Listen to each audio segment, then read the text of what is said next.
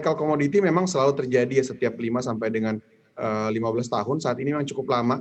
Kalau kita lihat terakhir itu di 2011 setelah tapering membuat akhirnya semua harga komoditi turun, dan kalau kita lihat harga CRB index atau biasanya dipakai untuk menghitung komoditi secara keseluruhan itu biasanya diperdagangkan harusnya kalau kita bicara dengan rata-rata 10 sampai 20 tahun terakhir itu selalu masih jauh lebih tinggi daripada saat ini ya. Bahkan pada tahun lalu itu bisa dibilang adalah saat-saat di mana CRB index adalah terendah sepanjang mungkin sampai 15 sampai 20 tahun terakhir. Ini yang membuat kenapa akhirnya begitu banyak orang berpikir dengan adanya COVID dan tentu saja adanya stimulus-stimulus yang baru yang dilakukan oleh pemerintah di seluruh dunia ini akan membuat harga komoditi akan kembali naik. Dan kita sudah melihat memang sudah dimulai dari akhir tahun lalu, dan ini yang membuat kalau kita lihat dari investasi daripada investor global saat ini sedang cenderung untuk berubah ke aset real ya, atau itu bisa dibilang salah satunya adalah komoditi dibandingkan dengan misalkan fintech yang akhir-akhir ini memang kalau kita lihat tech stock yang saat ini mulai terkoreksi mulai dari Amerika ya, dan mulai menyebar ke beberapa negara ya. Komoditas apa sih sebenarnya memang sudah mulai begitu ya mengindikatorkan masuk ke masa super cycle nih atau memulai super cycle-nya kalau yang dilihat oleh Mas Jemi? Ya, kalau dari tahun 2000-an ya, saya melihat bahwa memang ada dua mother of all commodities, itu pertama adalah minyak dan kedua adalah emas ya.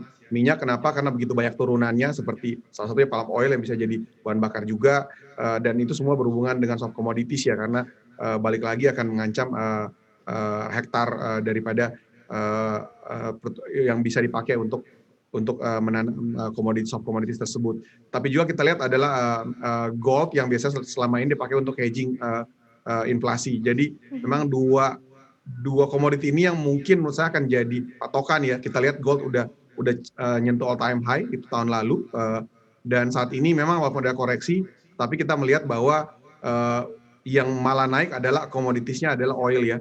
Dan memang kita tahu bahwa saat ini memang ada tren ESG dan semua akan pindah ke environmental friendly, di mana pemakaian oil akan terus turun. Tapi kalau kita lihat secara historically ini memang sudah terjadi bertahun-tahun ya, dan dampaknya tetap aja membuat harga oil masih naik ya kalau seandainya terjadi pemotongan terhadap produksi. Dan kita sudah melihat sendiri orang yang tidak menyangka kan lewat level $60 sekarang udah naik di atas $60, walaupun memang jujur untuk mencapai level tertingginya $140 waktu itu saya pikir agak susah ya, mungkin prediksi saya mungkin paling tinggi kisaran $70 sampai $80. Itu dia, sesuai dengan apa tadi yang dimention oleh Mas Jemi juga begitu ya, di mana orang masuk ke green energy tetapi ada kenaikan atau boom bahkan untuk di level harganya, seperti copper pun juga naik begitu ya, kemudian nikel sudah all time high. Ini sebenarnya kalau dilihat siapa sih yang membentuk begitu Mas market maker-nya atau marketnya sendiri siapa sih? Apakah ini juga akan ada indikasi juga untuk menuju ke boom komoditi nantinya setelah super cycle ini selesai? Ya, sebenarnya kalau lihat dari metal sendiri selain emas ya, nggak semua yang all time high ya. Kita tahu sebenarnya 2007 harga nikel itu 54.000 ya tertinggi ya. Saat ini masih kisaran kalau nggak salah setelah koreksi jadi 16 ribuan.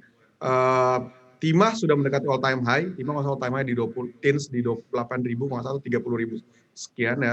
Copper yang juga udah mulai dekat-dekat all time high.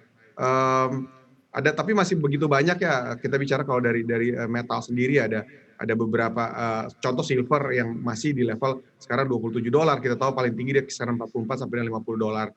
Jadi memang masih banyak yang masih punya potensial upside ya, dibandingkan kalau kita hitung dengan inflasi sendiri, tentu saja harga komoditas harusnya saat ini harus kalau misalkan ada booming komoditi akan mencapai all time high hampir semua komoditi.